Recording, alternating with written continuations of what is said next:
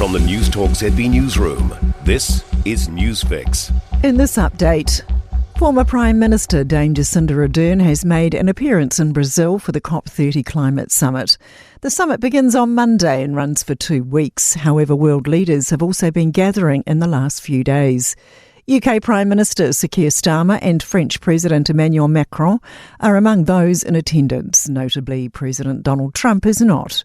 Special Envoy for Oceania, Ardern told the BBC collaboration is needed now more than ever. I personally do not believe that the absence of one leader or one nation means the end of multilateralism. I, in fact, believe it makes it even more important at this time. New Trans-Tasman concussion guidelines will address all aspects and complications from injury to recovery. Experts have reviewed the existing evidence to provide a comprehensive set of recommendations for clinicians. About 240,000 people in Australia and New Zealand require medical attention for concussions each year. AUT Brain Health Research Institute Director Professor Alice Theodem says the guide will be publicly available. When we're in an appointment, we get a lot of information given to us in a very short amount of time, and so it also means people can go back and just remind themselves. A construction company will use repeatable designs to churn out new hospital wards across the country.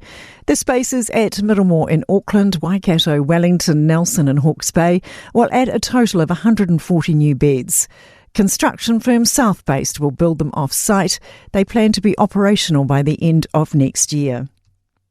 A Wellington mum of 2 made a desperate attempt to save her Island Bay home before it went up in flames.